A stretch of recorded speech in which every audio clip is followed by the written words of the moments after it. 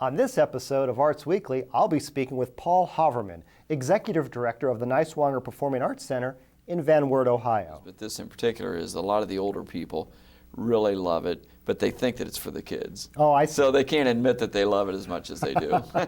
And Jim Sparrow, Executive Director from Arts United of Greater Fort Wayne. Downtown in the arts, every community has an identity, and the easiest piece to identify is someone's downtown.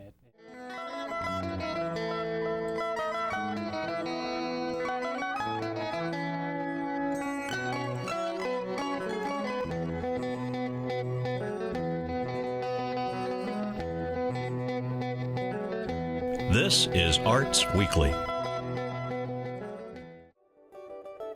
Arts Weekly is a production of the College of Visual and Performing Arts at IPFW, offering degrees in fine arts, music, theater, and visual communication and design. IPFW, the energy of arts. Hello, I'm Chuck O'Connor, and this is Arts Weekly. Joining me is Paul Hoverman, Executive Director of the Niswonger Performing Arts Center in Van Wert, Ohio. Paul, thanks for coming back on Arts Weekly. Thank you, Chuck. It's nice to be here.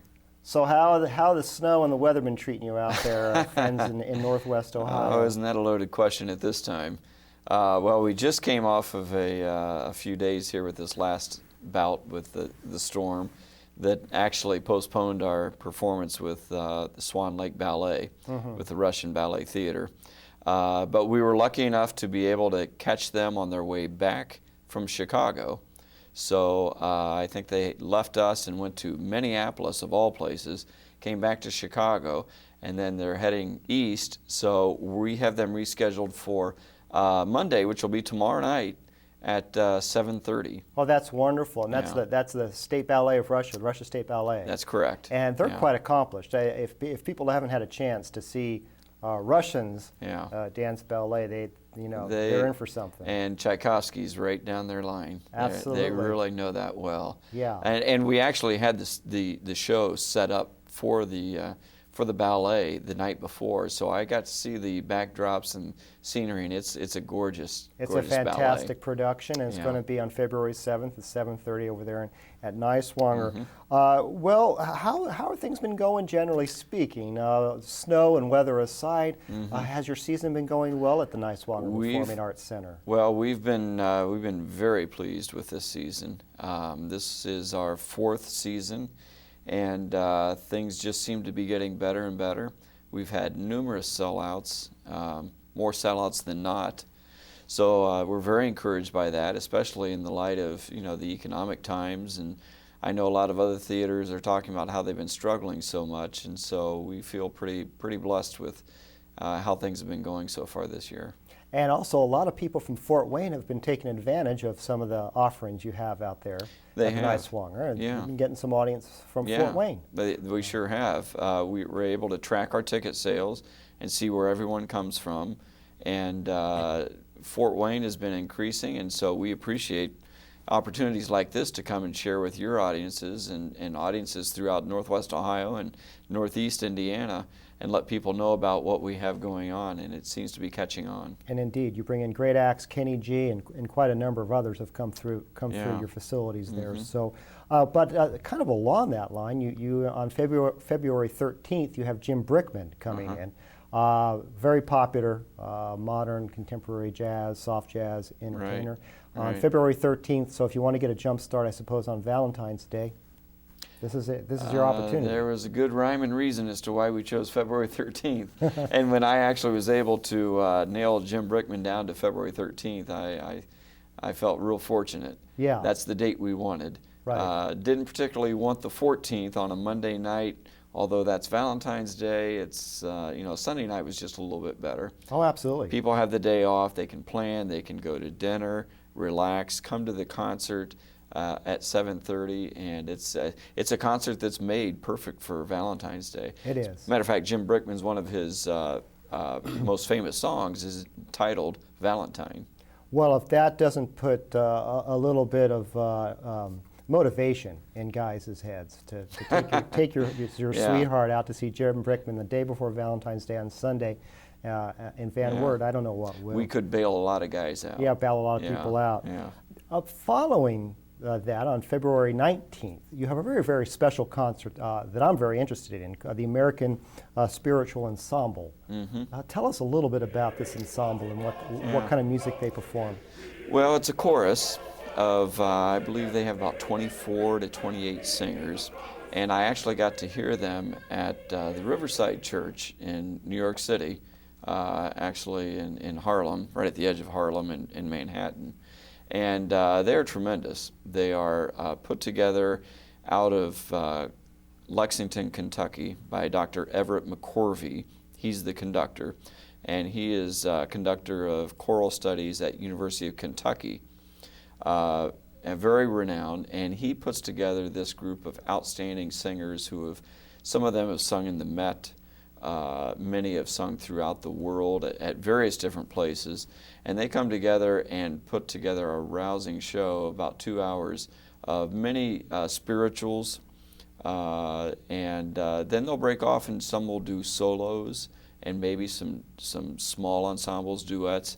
It's very entertaining and certainly uplifting as spiritual should be. Absolutely. I know I always feel good after hearing spirituals. There's just something about that sound in one's ear that makes one feel good. Yeah, and they capture it as it should be. But they also do Broadway show tunes, they do popular hits, so there's a little bit of something for everybody. Yeah, I think they mix it up a little bit. Well, that sounds like a wonderful, very interesting. Yeah. Wonderful, and that's on February 19th.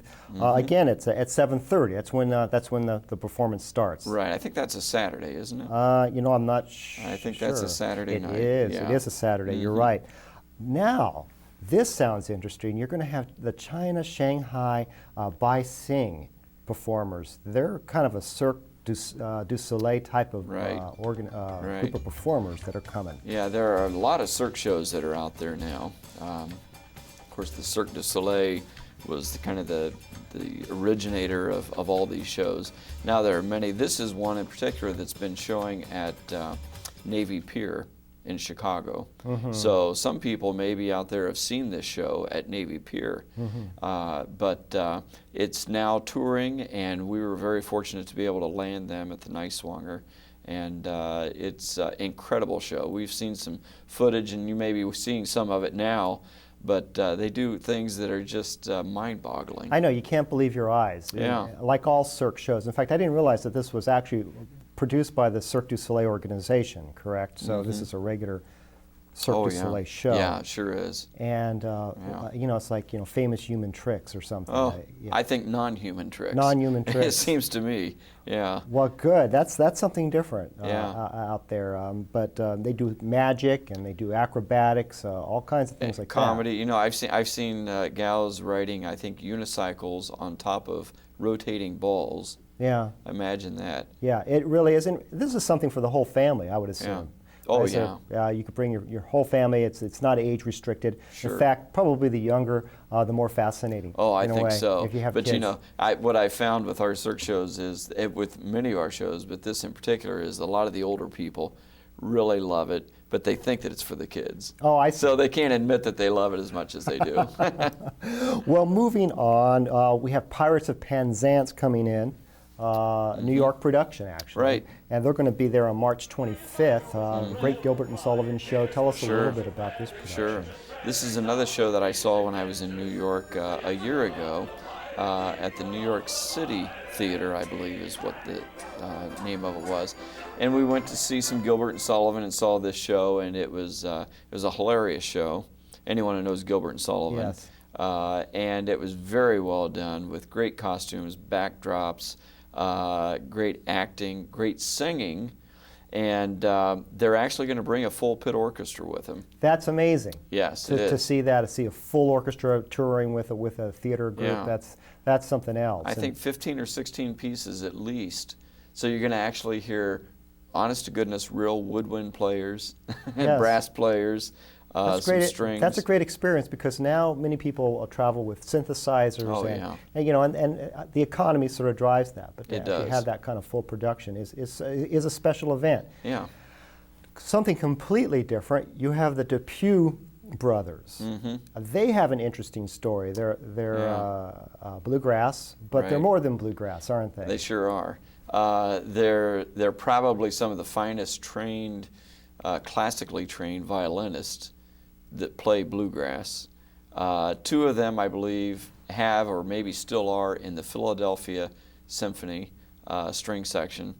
And another one is the concertmaster of the Indianapolis Symphony. Oh my gosh. And then the other one is just a international fiddle champion.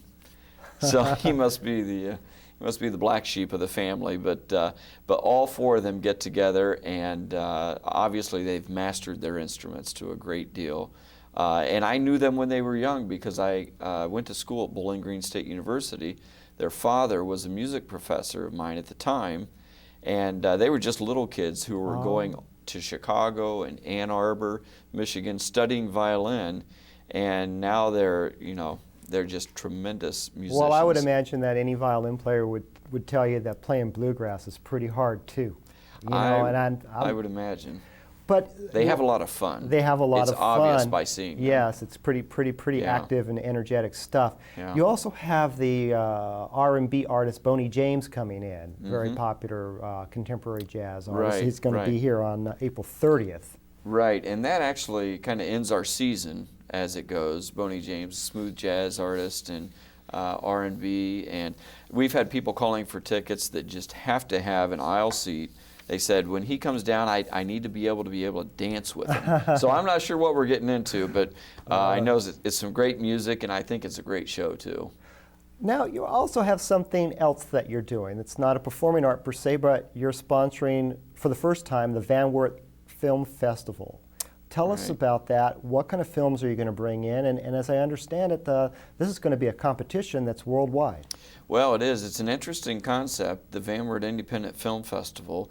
A gentleman by the name of Lynn Archibald spoke to me about how he would like to get something like this going.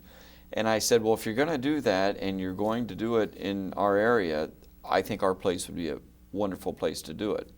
So since then, boy, he jumped on this project with both feet and has organizers from all over the region. I know he has already had some film submissions from the Netherlands. That's amazing.